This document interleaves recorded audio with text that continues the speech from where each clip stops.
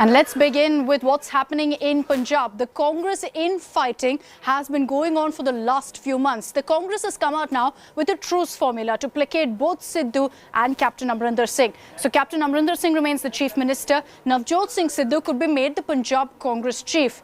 And it's clear at this point that it doesn't look like this truce is going to work. Sidhu and Amarinder held late-night secret meetings with their loyalists, reports suggesting that Amarinder perhaps isn't too happy with this deal.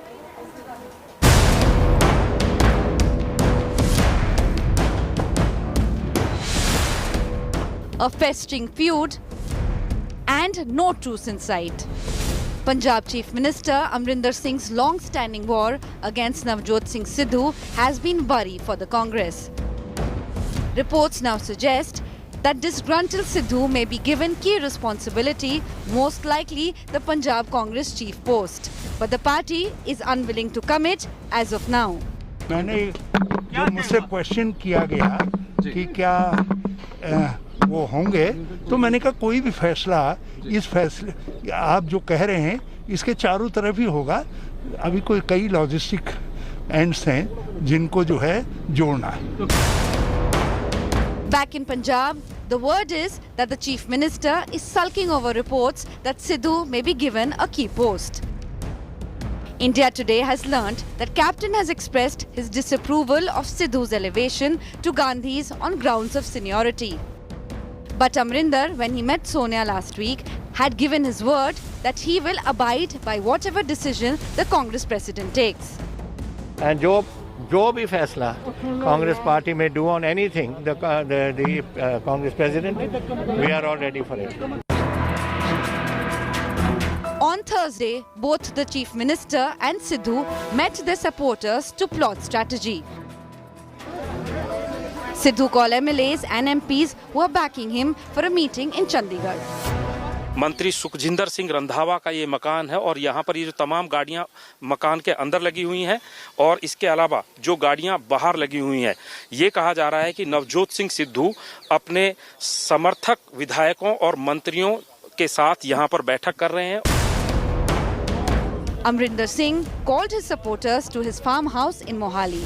But most of the supporters of Captain Amarinder Singh are saying this was a routine meeting and Captain Amarinder Singh will continue to be their leader and elections will be contested under his leadership. अगर नवजोत सिंह सिद्धू ਨੂੰ party ਪ੍ਰਧਾਨ ਲਗਾਇਆ ਜਾਂਦਾ ਤਾਂ ਕੋਈ ਇਤਰਾਜ਼ ਤਾਂ ਨਹੀਂ ਤੁਹਾਡੇ ਵੱਲੋਂ ਜੀ? ਨਹੀਂ, ਕਿਸੇ ਨੂੰ ਕੋਈ ਇਤਰਾਜ਼ ਨਹੀਂ. ਕਿਹਨੂੰ ਇਤਰਾਜ਼ ਹੋਏਗਾ?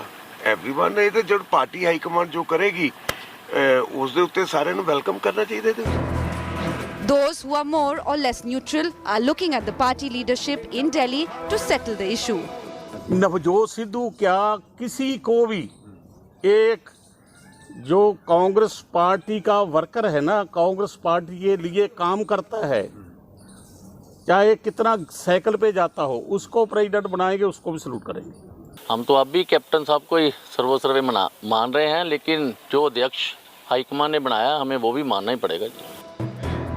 All eyes are now on 10 Janpath. Harish Rawat, who met Sonia on Thursday, is confident that a solution will come in the next 2 or 3 days. With Satinder Chauhan, Manjeet in Chandigarh and Anand Patel in Delhi, Bureau Report, India Today.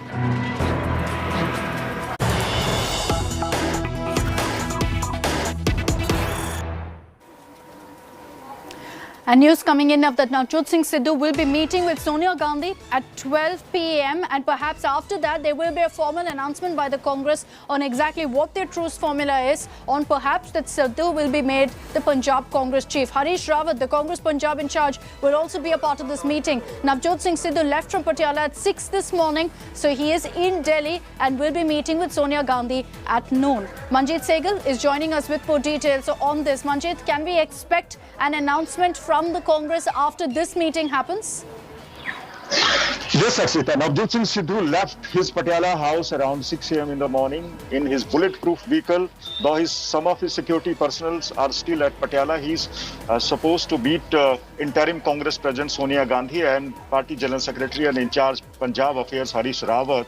A formal announcement can be made when Sidhu meets these leaders. But back here in Punjab, another faction led by Captain Amarinder Singh has opposed Sidhu's elevation as Punjab Congress Committee Chief on grounds of seniority.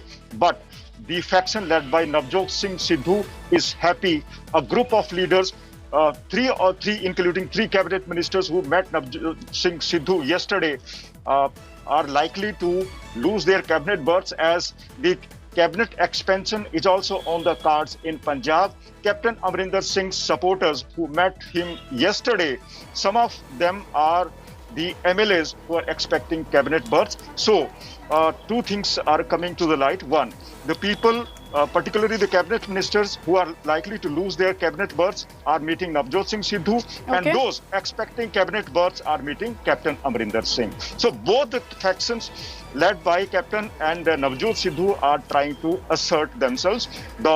The truce formula is yet to arrive. Yet to be officially announced. The information that we have, and yes, as you pointed out, a formal announcement is awaited, but the information we have is that Sidhu is going to be made the Punjab Congress chief, Captain Amarinder remains the chief minister, and the Congress hopes that they then will work together. But if that is the truce formula that's finalized today, does it look likely that Captain Amarinder Singh will then register his protest against such a move? Well, Akshita, Captain Amarinder Singh has already registered his protest. He spoke to the party high command yesterday, and his camp is against Navjot Singh Sidhu's elevation. But on the other, Captain, when met Sonia Gandhi last week, had assured that whatever will be the party decision will be acceptable to him.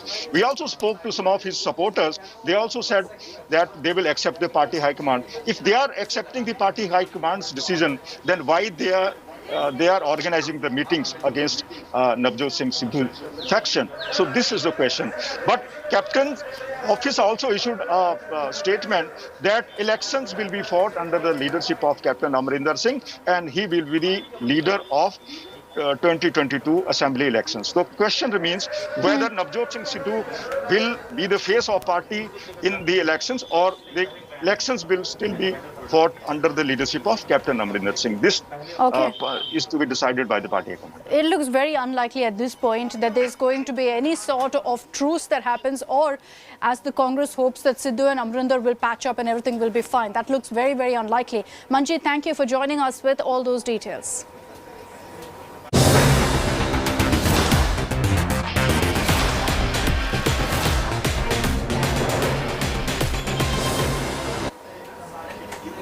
From Punjab, let's shift our focus to poll-bound Uttar Pradesh, where all parties now are getting right down to the drawing board and trying to figure out exactly what their strategy is going to be for the elections. Yesterday, Prime Minister Modi was in Kashi. Today, BJP chief JP Nadda is going to be holding a very crucial meet. That meeting is in a few hours from now at 11:30 in the morning. JP Nadda is going to be meeting with top leaders of the UP BJP, and the focus is going to be on strategizing, on figuring out exactly how they're going to be fighting this election. What we're hearing is that there are 8 factors that the BJP is focusing on: the vaccination drive, how the BJP government handled the pandemic in Uttar Pradesh, the welfare schemes they brought about, the development projects that they brought about in the state of Uttar Pradesh under the leadership of Yogi Adityanath. But it's not just the BJP that's strategizing at this point. Other parties too are getting set to fix exactly how they're going to fight this election. In the Congress, you've got Priyanka Gandhi Vadra heading to Lucknow today. She's also going to be holding a series of meetings with the leadership. They're going to be discussing organizational changes, structure as it stands, and also what exactly is going to be their strategy for the Uttar Pradesh elections. The Congress is hoping to fare better this time than last time. Priyanka Gandhi has taken over charge of the Uttar Pradesh battle. So it's on her shoulders really as to exactly how the Congress fares this time around.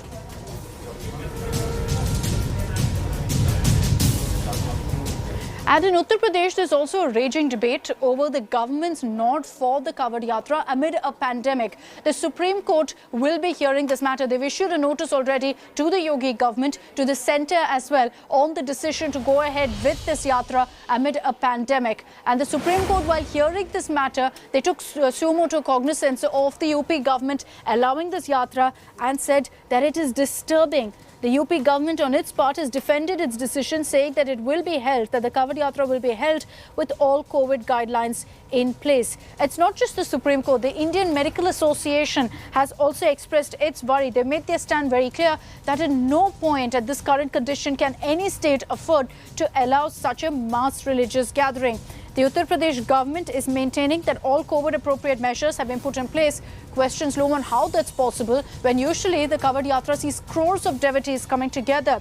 Remember that BJP ruled Uttarakhand has already banned the Yatra this year. Delhi and Haryana are yet to make their stand official on whether they're going to be allowing it or whether they're going to cancel like Uttarakhand.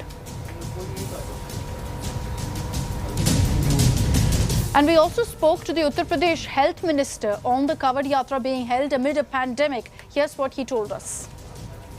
Unfortunately, religious gatherings, in whichever time they come, whether it is the Kumbh Mela, whether it is the Kavod, whether it is Dashera, Diwali, it has nothing to do with vote bank. These gatherings are there because of religious dates, religious sermons, and so it happens every year. It happens to all of us. But to ensure that people are free to go to the religious services wherever they want to go, we try and, even in conditions like COVID conditions, which are very well controlled today in UP, even then we will have proper restrictions done. The chief, we have given certain guidelines and certain advisories to the Home Department in the in UP, and today the Chief Minister is in Varanasi with the Prime Minister. And the Supreme Court has taken a note of this and given us a notice in which we are putting up a guideline and putting up whatever we have to do in the Supreme Court today. Tomorrow they will give us a decision. If the Supreme Court says that it is not necessary and it is not advisable to go in for a Kavod Yatra, then we will stop the Yatra. We will follow the guidelines of the Supreme Court.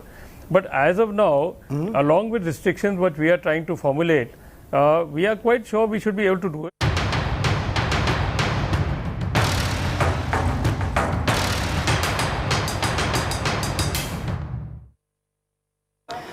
Fugitive diamondaire Mehul Choksi has released an audio statement a day after he landed in Antigua from Dominica.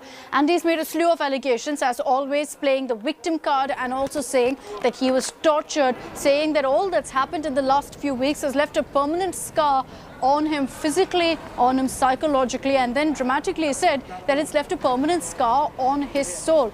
Choksi's again levelled allegations of abduction, saying that he was abducted by Indian agencies, he was tortured, and he's saying that he's willing to cooperate with authorities with regards to the PNB bank fraud scam, inviting the authorities to come to Antigua and to question him. That is what Choksi has said, again playing the victim card. Listen into that audio statement.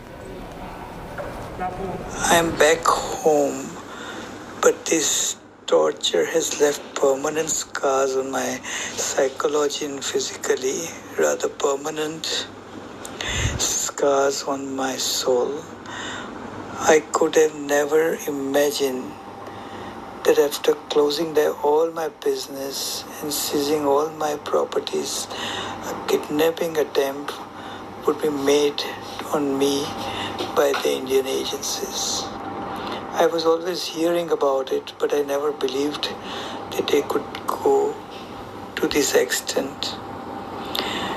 When I'm legally contesting and exercising my legal rights here in Antigua, and also I have many times spoken that due to my health I have not been able to travel, and please visit here if you want to interrogate me, or by Zoom or anything. I'm always available. But this inhuman and brazen kidnapping was never expected by me. Though till now I have been seriously considering to return to prove my innocence in India. My medical condition is very bad, and it has worsened like anything in the last over these 50 days of my kidnapping. And I'm extremely apprehensive of my safety in India. This was so inhuman, and I don't know whether I will be able to come back in a normal mental or physical condition. Munish Pandey is joining us live with more details on this. So Munish, a detailed 2-minute audio statement that Mehul Choksi has put out, and all through the statement, he is of course playing the victim card, claiming that he's been harassed, tortured, was abducted and whatnot. And this is something that his legal team has been trying to push forward, this entire theory that he was abducted for quite some time. But Choksi in this audio statement nowhere gives any proof to corroborate his claims. Yeah, well, Akshita, remember when he was arrested by the Dominican authorities, India had a very bright chance of getting him back. But because of his health condition, because of the narrative which was built by the lawyers of Mehul Choksi that he was abducted, finally he was sent back to Antigua for medical treatment. And after coming back to Antigua, he has released these audio statements, we can say. And there are three important points. First of all, that he was abducted by the Indian agencies. The second point is that his business has been ruined. The third is that he is still willing to come to India, but he is afraid for his life. Now, as far as Mehul Choksi is concerned, remember, Akshita, since 2018, he is maintaining that he is ready to cooperate, but because of health conditions, he cannot travel back to India. But the problem is that Indian agencies will not go to Antigua and question him because he has to be arrested for the charges which are leveled against him, and then only he can be questioned by the Indian agencies. So both the CBI and the Enforcement Directorate, they maintain that it is again a victim card by Mehul Choksi, and he basically doesn't want to come to India. All right, Munish, thank you for this detail. So we're tracking the latest updates that